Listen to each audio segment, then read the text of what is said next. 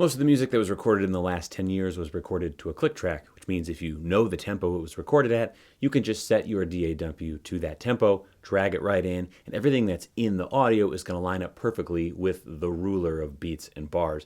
And that's really handy because it allows you to see the form of things. It allows you to loop sections. But not all the songs we want to learn have this, this consistent tempo to it. A lot of the stuff is older, a lot of the stuff is live, a lot of stuff is recorded by people who don't like playing to a click track.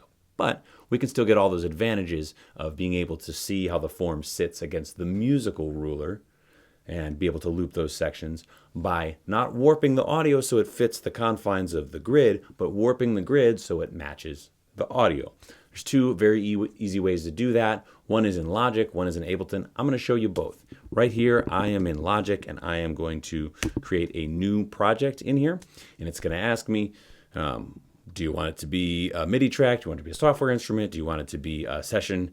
We want to have this audio mic or line. Make sure this input monitoring is off.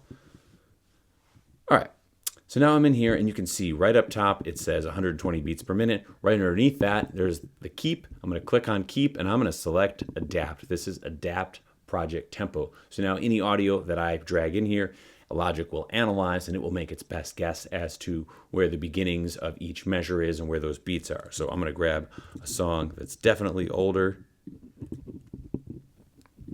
Here's Sissy Strut from the Meters. I'm going to drop it right here. It's analyzing this thing. It's going to find, it's here, edit downbeat and tempo. It's going to open up this window for me. And let's listen. I'm going to turn on this click track. Yeah. Yep.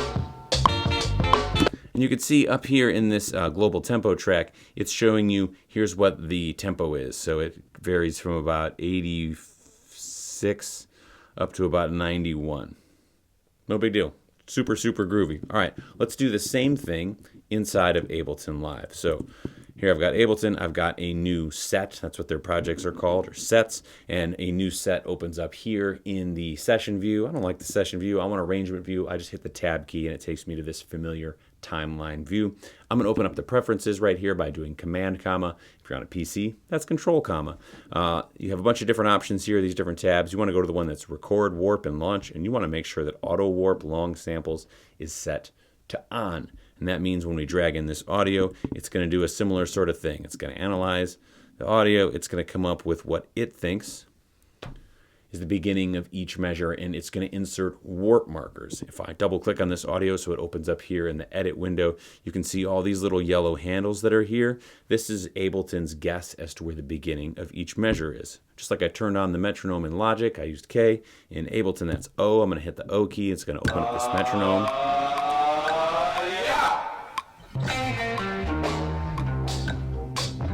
Not quite right. Something here is not quite right. What is it? Well, Ableton assumes that when you drag something in, you want it to play back at the given tempo of your set. Right up here, this project tempo, set tempo, is set at 120. That's not the BPM. Remember, we said it was between 86 and 91. We don't want to just force the meters to be in this rigid box, though. We don't want to say, just play it back at 89 BPM or whatever. Instead, we want to enable the leader tempo. So down here in this little audio box, there it says warp and follow. I'm going to click follow, and it's going to now say lead. And now when I listen to it,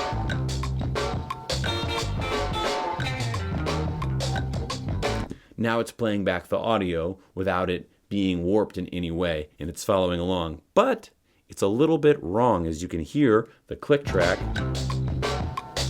it's like twice as fast as it's supposed to be. And when I look up here up top, yeah, 176. That is, well, twice as fast as it was in Logic. So again, you can see it's got this BPM of an average of 181.82. I'm going to hit divide by 2. And now, again, the audio has not changed at all. We've just changed the analysis of, well, how fast is this?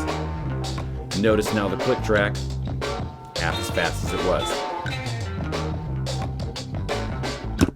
Anyways, I hope that's helpful. I'll make you another video coming up here next week or the following week showing you how I label all the sections and how this is useful to loop things, to slow things down, to see what the form is, to rearrange the form to your liking. Hope all these things are helpful to you. Hit me up in the comments. Let me know how else I could be helpful. Have a good one.